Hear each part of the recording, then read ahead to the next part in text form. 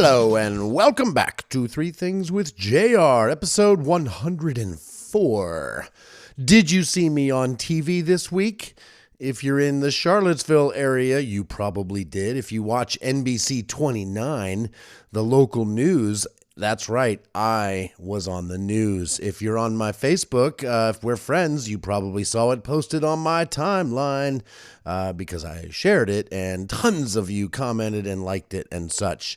The Wayne Theater asked me to be the latest in the Wayne Theater group to head on over to NBC 29's studios for community conversations. It happens during the 4 to 5 hour on NBC 29 and do a 3-minute interview talking all about my experience doing theater at the Wayne. And I was honored to be chosen and very excited to be on TV.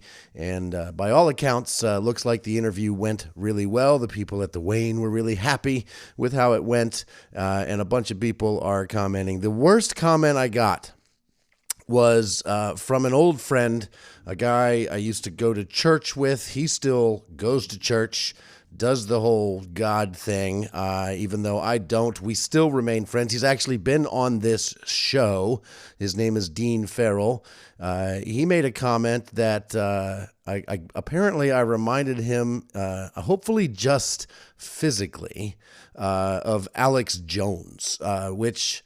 Man, I was not actually all that thrilled to see that comment here. I'm going to go find it so I can read that comment to you because he was trying to be funny, you know, but was it funny? Is it true? Do I look like Alex Jones? I'm not too thrilled about that.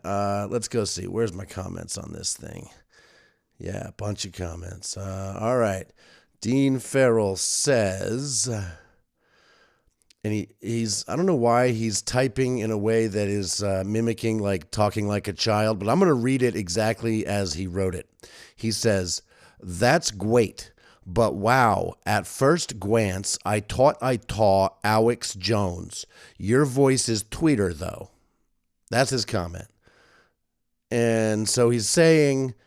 I look like Alex Jones, and if you don't know who Alex Jones is, he's that conspiracy theorist guy, InfoWars, you know, big Trump supporter guy, you know, the one who's been found very guilty of, lying about the school shooting at is it Sandy Hook? Is that where it was? I think, and causing lots of problems for the parents of children who were murdered at their school, and he's paying a price for that. But you know, I didn't love being compared to Alex Jones, as Dean says. One, because I mean, I know I've gained a lot of weight over the last couple years, you know, I'm big. I don't like the way I look, but Alex Jones, really?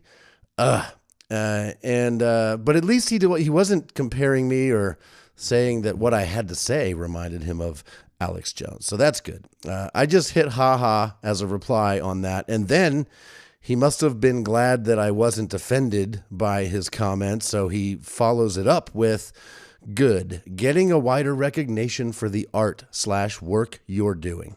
Just had to drop a little humor in there, brother. But I was serious about the first glance in that picture. Love ya, and Alex too." Most of that comment was great, right? My friend Dean, who is not necessarily known as a progressive person. I wouldn't call him a theater person. And I would call him an extremely conservative religious person. And, well, he's glad that I'm getting recognition for the art and the work. He's trying to be funny. I always appreciate that. But he did want to remind me that apparently I look like Alex Jones. And he loves Alex Jones. Oh, that's the worst part. Like, I almost want to just delete this comment. But I'm not, because why not? I mean, who's it hurting? Anyway, Everybody seemed to love it. Thoroughly enjoyed it. I got to hang out in the news studio for like 15 or so minutes before I actually went live on the air.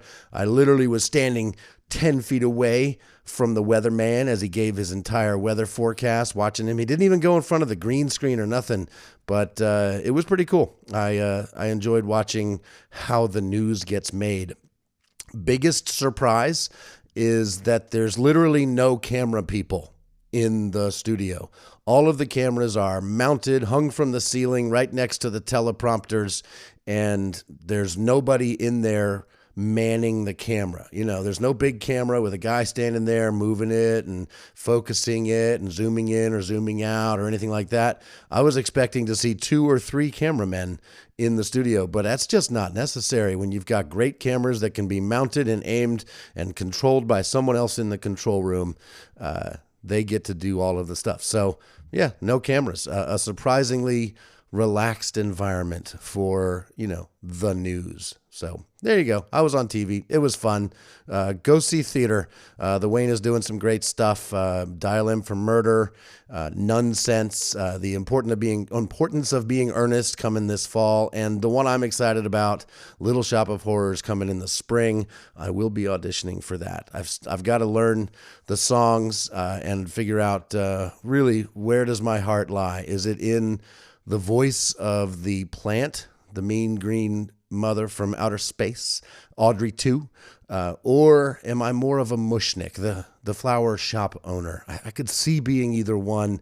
I think I could pull off either one, but which one really speaks to me the most, I don't know. So I'll be considering that over the next few months, preparing for those auditions. In the meantime, I'll be playing music in the band. We are back, man. We've been rehearsing. We had one gig last weekend. I told you about that on last week's show. We've got 3 more upcoming gigs on the books. First off, this coming Tuesday, the day this show drops on your podcast player, Tuesday, October 4th. Yeah, looking at the calendar. Yes, the 4th at 2 p.m. at a nursing home in Charlottesville called the Cedars. We will be playing in the parking lot and making a lot of noise. I wouldn't be surprised if we're loud enough to get the cops called on us, but those old people like to rock, and they are cool with it when we crank it up. So that's the plan, is to play for an hour or so in the parking lot and have a great time. And then Saturday, October 8th, at Stonefield, right here in Charlottesville, out in the grassy courtyard area. We will be competing in a battle of the bands. We came in second last year, and we are aiming for that top spot this year for sure. So please come on out to Stonefield this Saturday, October 8th, and vote for To Be Fair at the Battle of the Bands. That would be awesome. And then a week later, come check us out in a more intimate setting inside Miller's on the downtown mall, where music starts around 10 p.m.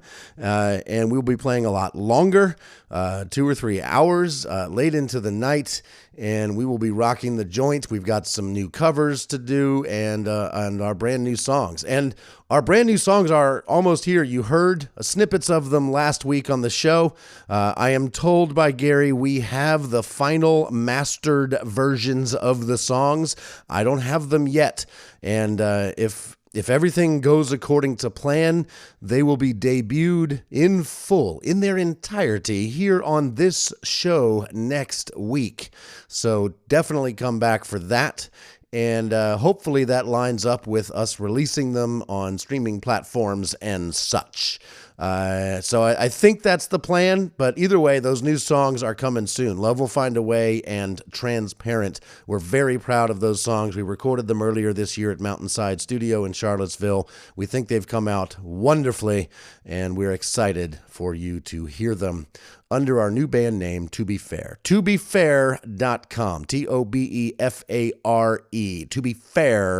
ToBeFair.com. Whew. All right. I got 3 things for you this week. Thing number 1. This comes right out of the headlines today, everybody. I saw this headline. I went and dug deeper, watched some videos, read the stories, and I think I think I have some things to say about this huge cheating scandal that's in the news. I mean, it was a big deal today. It was covered like on all of the news outlets. Fox News had it, CNN had it, Huffington Post and NPR. Even Bing had a big old headline about the cheating scandal. In the world of professional fishing, the two guys that were caught cheating, Chase Kaminsky and Jake Runyon. Apparently there's like a season, right? It's like any other professional sport. And this team of fishermen were like winning all the tournaments all year long. They were like set to win team of the year. And this tournament was at Lake Erie. And apparently people had been getting suspicious. And they caught these two guys cheating. Now, I've got some of the audio from it. I'm going to play it here in a second. This is when they were weighing their fish. This is how that goes. This is at the beginning of this YouTube video. People caught it on their cell phones, but this is them getting weighed in. Jake and Chase. 790. Weighing in big fish. 790. Locking it in. 790. Weighing in 5. I gotta tell you, you gotta beat 16 some pounds. 33.91, 33.91. Your new leaders, locking it in. Team of the year, definitely team of the year champions. Round of applause. You got Chase Kaminsky, Jake Runyon. We need pictures of those fish over here. Stick around a while. Definitely team of the year, the guy says, at almost double the weight of the nearest competitor so far. These guys, what, 30-something pounds of fish? It looks to be like there's 4 fish that they're weighing there, and their total weight was over 30 pounds. The guy right before them, the number they had to beat was 16-something. Wow, that's huge. That's almost double. What?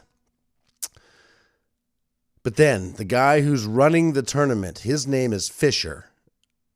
And I mean, really, the guy running the tournament is named Fisher, and not Fisher, but it's like the real like Fisher as a last name with the C in the middle.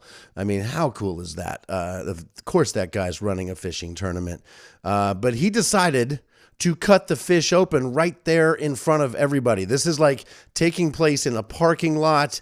There's a table and a mic and banners, and it's all, it's a big deal. And but he, after a few minutes after these guys, what you just heard, their fish get weighed. Then they go over and they like get their picture taken, holding up their fish in front of the big old fishing tournament banner. And then a few minutes go by, and Mr. Fisher decides to cut the fish open right there in front of everybody. And it's one long YouTube video. It's like 6 minutes. The 3 or 4 minutes in the middle are worthless, but the last minute or two is where all the action happens. He cuts open the fish, and he declares, "We got weights in fish." Here, let's go take a listen here to that. Let me see if I can find just that spot here. Let's go. Uh-oh. Here it comes. He's cutting the fish open. We got weights and fish! There we go!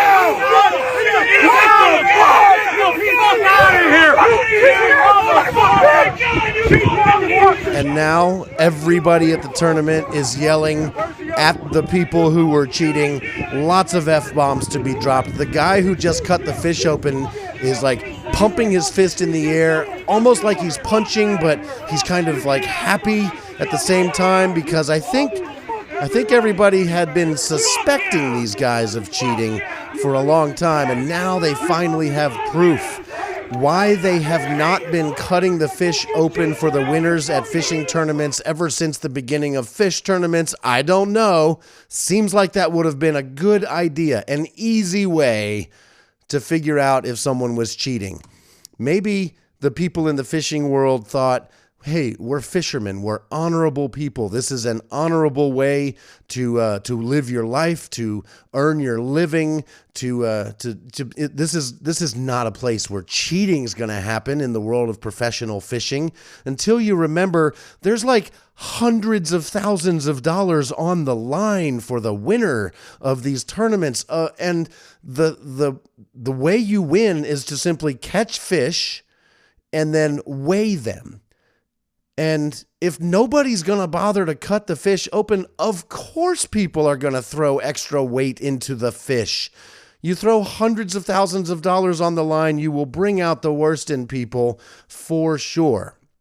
My favorite part, though, is that, I think about cheating scandals, steroids in sports, stuff like that. And in most other sports, it's handled and treated with civility, right?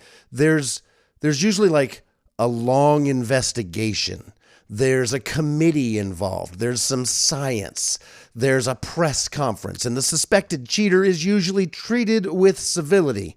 Kind of like an innocent until proven guilty sort of thing. They usually describe the cheater with a bunch of $5 words like, a full battery of blood tests revealed evidence of multiple illegal substances in the suspect's bloodstream. That's not how it happens in the fishing world, everybody. Nope. You cut the fish open and you yell to the crowd, including all of the people who have a lot at stake because they might have just lost this tournament. You yell, "We got weights in fish! We got weights in the fish!" We got weights in fish! And then he keeps digging in the fish. He's cut open all 4 fishes and pulled out these large lead weights, the kind you would have on you if you were fishing, like the weight to bring your line down in the water. Those types of weights are in the fish. There's also other stuff in the fish. For example, other fish. So I'm trying to figure out what these two guys, Jake and Chase, were thinking on the boat. Right? They're thinking, all right, we got these weights. We could throw them in there. They never cut the fish open. Let's throw these weights in there. But, we should probably put some other fish around the weights. So if somebody feels them up, because they do feel up the fish as they're weighing them, we don't want them to feel the weights protruding out of the skin of the fish. So let's put other fish around the weights. And they thought that was going to, be enough subterfuge to get past Mr. Fisher. And apparently, though, Mr. Fisher knows what the hell he's doing, because as he's gutting the fish and pulling the weights out, he's also pulling out these pieces of fish that were clearly not part of the fish that they were being pulled out of. He's like, "Oh, we got a walleye fillet here." This guy is not going to be fooled by your extra pieces of other fish covering up your weights. He knows what he's doing. He doesn't just realize it's not part of that fish. He knows exactly what it is, what other kind of fish it is. It's a walleye fillet is what he says. Here, let me go grab that piece of audio for you because I love that. Filleted fish. Look at this is A fillet, yeah. a fillet fish. It's a walleye fillet. He needs to go to jail. You call the cops. I got video. It's a walleye fillet. He knows what he's doing. You're not going to get past this guy. But apparently this may be the first time they've cut fish open for the winners of the big fishing tournament, I guess, because, they would have caught somebody a long time ago if they had been... there would be no cheating in fishing if there was cutting open the fish of the winners at every tournament. So I think this is an easy thing to fix. This is probably the last fishing cheating scandal we're going to hear about, I predict. And I don't think Jake and Chase are going to be allowed back into big pro fishing tournaments anymore. They're probably going to have to find something else to do with their time, but I don't think they're going to have any trouble with that. I feel like I probably already saw Jake and Chase as one of the, the cornhole teams on professional cornholing on ESPN. Cornhole, you throw the bags of corn onto a board, into a hole. And this seems like the same group of people at the fishing tournament yelling at Jake and Chase as the people who are at cornhole tournaments. Oh, and by the way, they were ready to kill Jake and Chase. Mr. Fisher had to say to Jake, Jake, I want you to leave. Nobody touch him, is what the guy said. Because clearly it was entirely possible that Jake was about to get his head taken off. Somebody's going to cut him open and look for weights inside or something. Let me see if I can find that part of that here. I want you to leave. Oh, yeah, here we go. Everybody listen to me right now. Jake, I want you to leave. I don't want anybody to touch these guys. I want you to leave. He needs to go to jail. Tell the cops. It's them. You fucking bullshit. Jake Runyon's there looking right at Mr. Fisher, who's telling him to leave. He's got a jersey. He's got sponsors. He's about to lose all those sponsors, except for maybe the weights. I don't know. Maybe the weight company will keep him. But no, he just leaves. And clearly Mr. Fisher realizes that these are people surrounding Jake and Chase that are all carrying knives of their own, and there's guns not that far away. So it's time to get these guys out of here before they literally get murdered for cheating. But these guys are pissed. But yeah, I think they're going to be fine. They can just go over to the pro cornhole tournaments. There's big money on the line in cornhole these days. Johnsonville Brats is sponsoring them. I hope they don't find a way to cheat at cornhole as well, right? I mean, these guys with all of their newfound free time, because they're not going to go fish for free now that they've won money and almost won hundreds and hundreds of thousands of dollars for fishing. They're not going to be satisfied fishing for free or maybe just for fish. So they're going to have to go to the cornhole, and they're going to have to get really good at cornhole if they're not already, or they're going to have to figure out how to cheat at cornhole, which would be difficult. They're gonna figure it out though. They're gonna sweep all the tournaments all year long. They're gonna be like cornhole team of the year, beating all the other cornholers handily.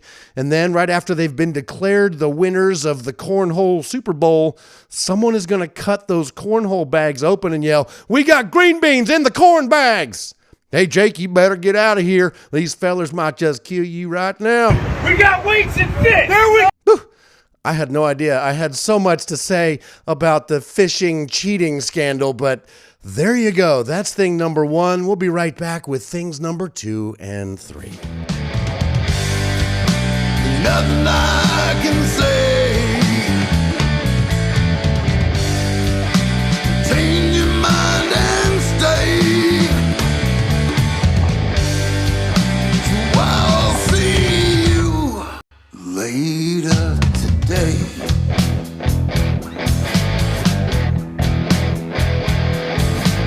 Whew. I'm glad I got that whole fishing thing off my chest. That was bothering me. I had to say something. Thing number 2. I know I've talked about Pulp Fiction before. I think I did a whole thing about the soundtrack to the movie Pulp Fiction, all of the wonderful songs on that soundtrack. It's one of my favorite albums to listen to. This is about the movie, though. The movie Pulp Fiction comes out in 1994. I had no idea who Quentin Tarantino was at the time. I had heard that this movie was great. I found out that John Travolta was in it. I'm like, really? That guy? I hadn't heard of him in a long time. Last thing I saw him in was like Welcome Back, Kotter or something. And I really had no idea about the movie. I hadn't seen or read any reviews about it. I just heard it was like the talk of the town. And so my dad and my wife at the time and me went to a movie theater and watched Pulp Fiction. I came out a changed person. I didn't know there could be movies like that. It just blew my mind. I mean, there was no real plot, right? It was just like gritty and funny and witty, and just the dialogue was excellent. It was shot beautifully, looks great on the big screen. The music that just went so well with each scene in the movie. It was just scenes were shot in unconventional ways, right? Like the scene where Bruce Willis as Butch and Marcellus Wallace, played by Ving Rhames, they're talking in Ving Rhames' club. And what you see is Bruce Willis staring at the camera, who's, he's staring at Ving Rhames, Marcellus Wallace. But the entire time, it's Marcellus Wallace giving Butch, a speech about how he's going to throw the fight and he's going to make a lot of money and don't let pride get in the way of that kind of stuff.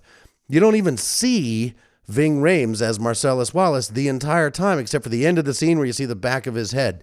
Who does that? I hadn't seen too many movies where they are shooting a conversation between two people and you don't see the face of the person who's talking, and you love it because you're just watching Bruce Willis the whole time, just looking at Ving Rhames, taking it all in, and man, it's so cool.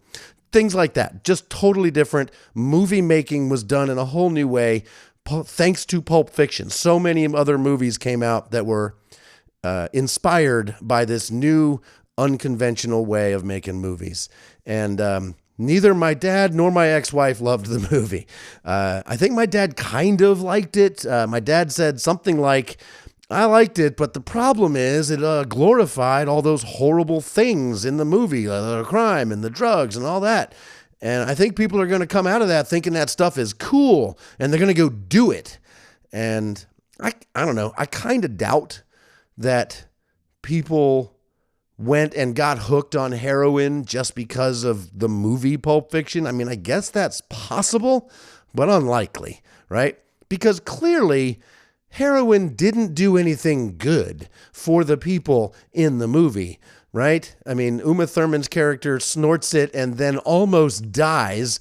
I mean, it was kind of fun watching John Travolta as Vincent Vega shooting up and getting high, and there is cool music. I kind of get what my dad was saying, that they are glorifying it, but I mean, you don't go to watch movies about ordinary people doing ordinary things. You watch movies to see how does the other half live.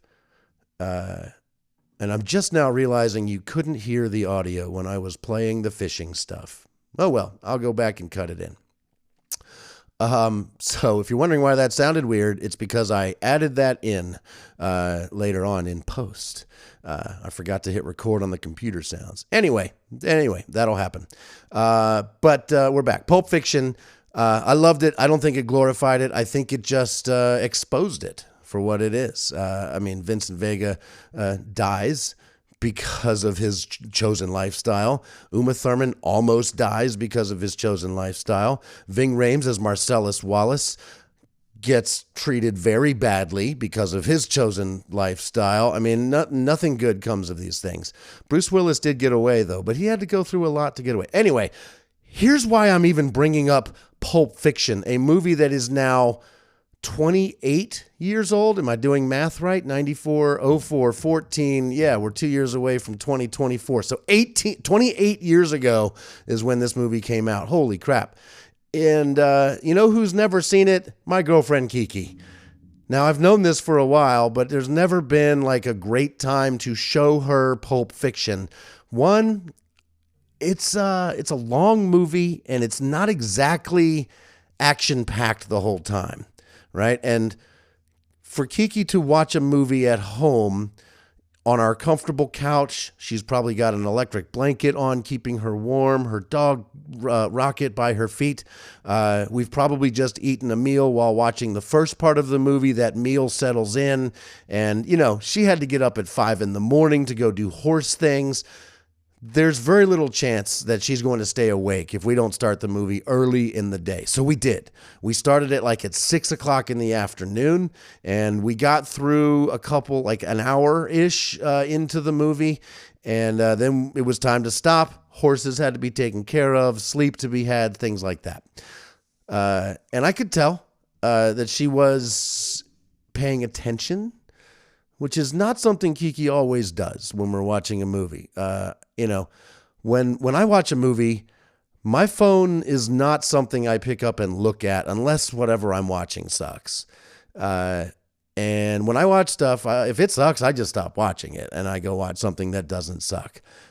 Even a movie I've seen many times, like Pulp Fiction, it's not a time to be on my phone. But Kiki's not really like that, right? When we're watching movies at home, she's got her phone out, she's communicating with people. It usually has something to do with this horse needs that, the other horse needs this other thing, who's doing chores in the morning, I got to do this, you got to do that. So I get it, right? And I don't usually give her much flack for using her phone while watching TV. She just doesn't care about the finer details of the things you miss when you're using your phone instead of watching and listening to whatever's on the TV. And okay, so normal. But I sort of laid down the law for Pulp Fiction. I was like, look, if you're going to watch this with me, this is a no phone kind of movie. You're going to miss all of the subtle nuance in this movie if you're not paying attention. And so she kind of was able to do that most of the time. A couple times she would have to go to her phone, and sometimes I'd pause the movie. But anyway, she successfully watched Pulp Fiction, most of it, without using her phone very much. And she mostly stayed awake. We watched the second half of the movie tonight, and it couldn't start until a little bit later, and she was dozing off towards the end, so she didn't necessarily get all of the subtleties in that final scene in the coffee shop, but she got most of it. She got what she needed out of Pulp Fiction. The worst part was our dogs. Our dogs interrupted what might be the best scene in the movie. It's the Christopher Walken scene where he's explaining how the Butch's great-grandfather's watch ended up in his hands, and all of the trouble that it took to preserve this watch throughout generations to be able to pass on to Jake's the son, Butch, who is Bruce Willis's character. But this scene takes place when Bruce is a kid, and Christopher Walken's just explaining the trajectory of this watch. If you've seen the movie, you know what I'm talking about, and you kind of got to be watching and listening to that whole thing to find it as amazing as I find it. And right as Christopher Walken is about to reveal sort of what had to be done to keep this watch safe throughout, being in a prison camp, that's when our dogs decided to intermingle, and one of them had a dog bone and the other one wanted it, and Kiki's like, oh my God, the dogs are going to fight.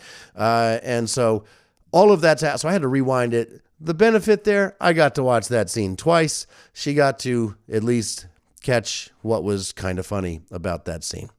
The reason I picked now to watch Pulp Fiction with Kiki is because recently I revealed to her that I had never seen the movie Grease. I know, you might yourself be thinking, how is that possible, Adam, JR, whatever you want to call me? How have you never seen Grease? You're into musicals, aren't you? Wasn't that like top of the list? And it wasn't. I do remember my parents watching Grease when I was a kid, when it came out, when I was like 4 or 5.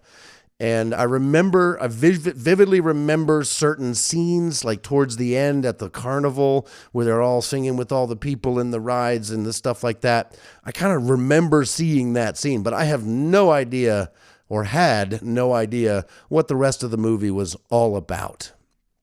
And wow, oh my God, it was awesome. It was hilarious, way funnier than I ever dreamed it would be. It was adorable. There was fantastic music. I didn't know Sha Na Na was a big part of the soundtrack, and the band at the dance at the school. How cool was that? I loved Sha Na Na growing up. And then, of course, Olivia Newton-John. Hello, how can you not absolutely love anything she's in? However, I don't know. I might find Stockard Channing as Rizzo even hotter than Olivia Newton-John. Maybe. That's possible. But either way, fantastic movie. Absolutely loved it. Will watch it again. But the entire time I was thinking, gosh, this is not the John Travolta I think of when I think of John Travolta. I think of Vincent Vega when I think of John Travolta. Dancing at Jack Rabbit Slim's. He's got the long hair. He's shooting up heroin and getting murdered in a bathroom. I mean, shooting a guy's head off in a car. It's just, that's my John Travolta. And it's clearly not Kiki's John Travolta. At one point early in the movie, when John Travolta and Samuel L. Jackson, Vincent and Jules are driving in the car talking about all the things that are different in Europe, Kiki says, wait, who are these two guys? So I paused the movie and I said, do you mean like who their characters are? She said, no, the actors. I'm like, oh, you don't know who either of those two actors are? Even though we had really just watched the opening credits where it said all of their names. And she's like, is the black guy Samuel L. Jackson? And I was like, yep, you got it. But she did not know who the white guy was in that scene. I said, you don't know who that is at all. She's like, no, she doesn't. She doesn't know celebrities.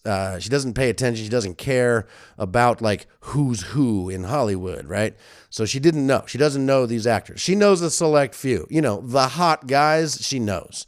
But apparently, John Travolta looks so different in Pulp Fiction. He was unrecognizable to Kiki, despite the fact that we had watched the movie Grease 2 days previous. And now we're watching him in this movie, and she has no idea it's the same person. And so that was eye-opening to me. Anyway, where was I going with that? Here's her reaction. At the end of it all, we finished Pulp Fiction. She just basically says, that was weird. And that's kind of it. That's like how she sums up her reaction to Pulp Fiction. That was weird. Frankly, I'm impressed that she got through the whole Gimp scene with Zed and Maynard in the pawn shop. And she was a little taken aback when they go to get the Gimp out of the box. And she's like, oh my God, what the hell is happening? Which is the right response during that scene. I remember thinking the same thing when I watched it originally, but I don't think she loved it like I loved it. I don't think she's all of a sudden changed in her tastes in movies like I may have been when I saw Pulp Fiction back when I was 20. So anyway, that's Pulp Fiction. Love the movie. Highly recommend it if you haven't seen it, but it is not for the squeamish, and it's not like other movies. Many other movies have been made that are like it, but it is not like other movies. And it's got a great soundtrack. So, man, I think that's... there are some things about it that don't make sense. Like, for example, the whole John Travolta and Samuel L. Jackson, Vince and Jules... their opening scene is them driving to an apartment building where they ride up an elevator and go into Brett's apartment, and they need to get something back that belongs to Marcellus Wallace, their big crime boss, right? And when they get to the apartment, first off, they tell us it's 7 a.m. in the morning, right? They're like, hold on, we can't go in yet. It's 7 a.m., maybe too early. So they continue chattering about foot massages, and then they go to knock on the door and they go in. So basically it's like 7:03 when they open the door and go into Brett's apartment and interrogate Brett, give him a hard time, him and his buddies. And then once they get what belongs to Marcellus Wallace, they decide to kill the guys. But in the meantime, Brett and his friend are eating. Now, they're eating Big Kahuna burgers. So not Big Kahuna breakfast sandwiches, Big Kahuna burgers. Why are they eating those at 7 a.m.? It seems weird. And it's a bare bones apartment. One of them's sitting in a chair at a table. The other one's laying on the couch. They're not watching TV.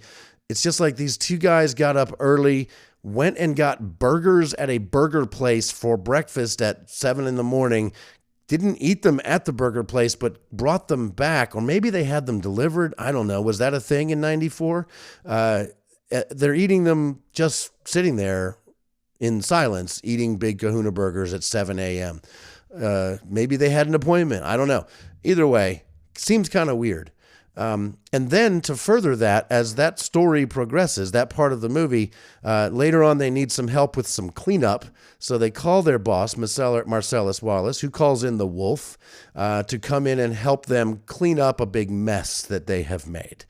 And when they call the Wolf, who's like the cleanup guy, he answers the phone at what appears to be like a dinner party. In the background, you see a bunch of people dressed in very formal attire. The wolf, played by Harvey Keitel, is dressed in a tuxedo, and it really just appears to be a dinner party. But it's not, because it's 8 o'clock in the morning. An hour after they were in the apartment is when this takes place. What is going on with tuxedos and formal attire in what looks to be a house or an apartment at 8 o'clock in the morning? And none of that makes any sense. I would love for Quentin to explain that. If it's been explained on some blog or podcast or Wikipedia or something, I've just never read it. It just never really made any sense to me. Anyway, I could really talk about Pulp Fiction probably for another hour. Just love the movie. I'm not going to. We're going to move on to thing number 3 now. Thing number 3 is usually something kind of stupid, right? So here you go. Hurricane Ian recently rolled through Florida. And that's not the stupid part. It's kind of crazy what all happened down there. Fort Myers, Sanibel Island, just decimated. I am personally very happy that Hurricane Ian decided to make landfall south of where my mother lives in Sarasota. She did evacuate. She went over to the East Coast to stay with a family member, to ride out the storm, and then drove back. Getting back was a little tough because of all of the road closures, because of all the flooding, but she made it back to find out that at her apartment, never lost power, never flooded, no broken windows, no damage. The carport outside where her car sits, undamaged, like somehow spared. Despite the heavy winds and heavy rain, her complex, the place where she lives, fared very well. A couple trees were damaged. That's about it. So awesome. I couldn't be happier. I would have gone down to help Mom had things gone much worse. You know, if her apartment was flooded and windows broken and just shit like that, I would have been down there in a minute just to help her deal with all of that. But, you know, thankfully, none of that had to happen. So for other people, they didn't fare so well, right? Hurricane was torrential downpours, high winds, huge floodwaters, entire communities on the beach just gone, kind of crazy. And most of the state of Florida experienced a lot of that. Heavy rain, heavy winds, and not so great. And the whole time I'm thinking, yeah, this is part of living in Florida, right? Like you kind of know when you choose to live in Florida that this could happen.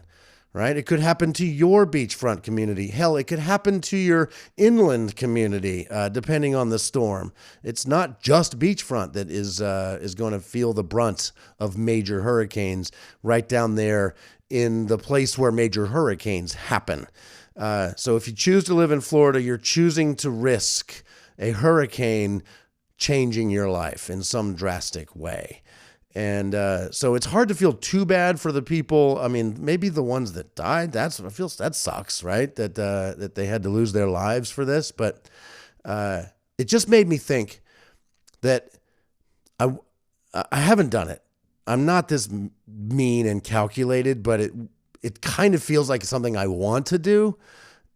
But I kind of want to take some screenshots of these, you know, the news when they're on and the wind is blowing and the boats are floating over onto land and buildings are being torn apart and flooding up to, you know, the second floor of people's houses. I want to take screenshots of that and save them for this winter so that when all of those people that are in Florida are posting on like Facebook and Instagram about their wonderful weather while the rest of us are freezing our nuts off and they're all like, oh, it's sunny in Florida, and people are like, oh, it's 5 degrees here.